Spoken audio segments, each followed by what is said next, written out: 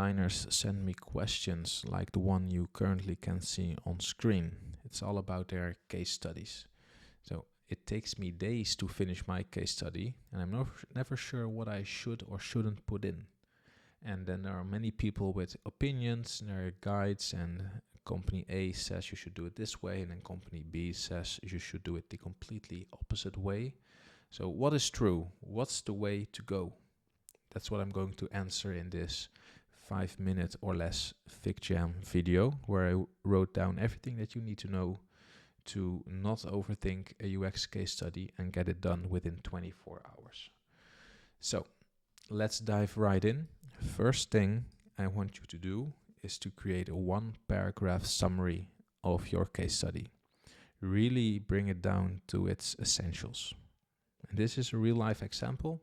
Let me just read it to you.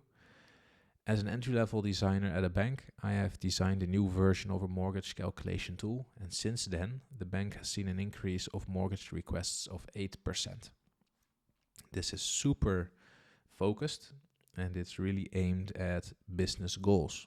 And that's because a business is going to hire you to help them move forward, and an increase in requests or an increase in conversion rate or a decrease in completion time, stuff like that, that's really what's going to make you stand out and make business owners go like, oh, I want to hire this person. So create this 1-paragraph summary first for every case study that you have. And once you do, it's time to take each element of this paragraph and turn it into a paragraph of its own.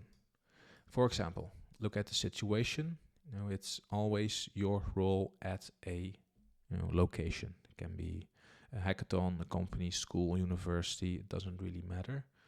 But you can be more specific here. For example, the bank had targets for the tool, and the tool didn't reach those targets. And then at the same time, there were delays at the customer service because of it, and they really needed help. And that's where you come in. But what did you do to redesign the mortgage calculation tool? Well, probably you did something like talking to users, understanding why they didn't like the tool currently, talking to stakeholders, like what's the goal that they want to achieve, redesign something based on the interviews, conduct maybe a workshop, do a user test with a new version, prototyping, maybe an iteration or two, presenting the outcome to stakeholders. List goes on, but that's all the things that you did to quote unquote redesign an existing tool. And then finally, what was the result of your work? And please connect it to the situation I mentioned earlier.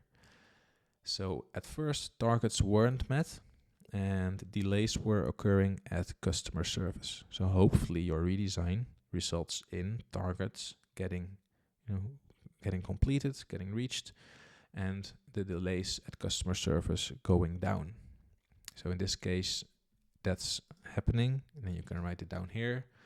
Optionally, you can also put in a user quote where someone says like, wow, this is much better than it used to be, to make it more real. But best case, what you can do is mention the data if you have it. If you don't, testimonial is fine too. I understand that it's challenging to get the data if you're doing a personal project or a bootcamp project. So in that case, always see if you can get a testimonial. And that's it. First thing you need to do here, with the summary and this longer version, is to write it down in a text editor. Don't try and make it look pretty yet, because that just takes you too much time. Really focus on the content first and show it to people. Let them review it for you, make a few iterations and improve as you go. Really consider this case study as a UX project where you talk to your users, hiring managers, and have them give you feedback, and then you improve it to make it better suit their needs. Super important. So I hope this helped. This was helpful. And as a next step, you can turn it into something for Framer or Webflow or WordPress for your portfolio. If you need help with that, let me know. You can take a look at thedesignerstoolbox.com for more guides on this topic. I'll add a link to it in the description below. You can also get a video course and template for creating case studies. It's a video exactly like this, but it's 30 minutes long, and it includes a template for you to fill out to really help you create a case study that brings in job interviews. And that's it for now. Thanks for watching. See you soon.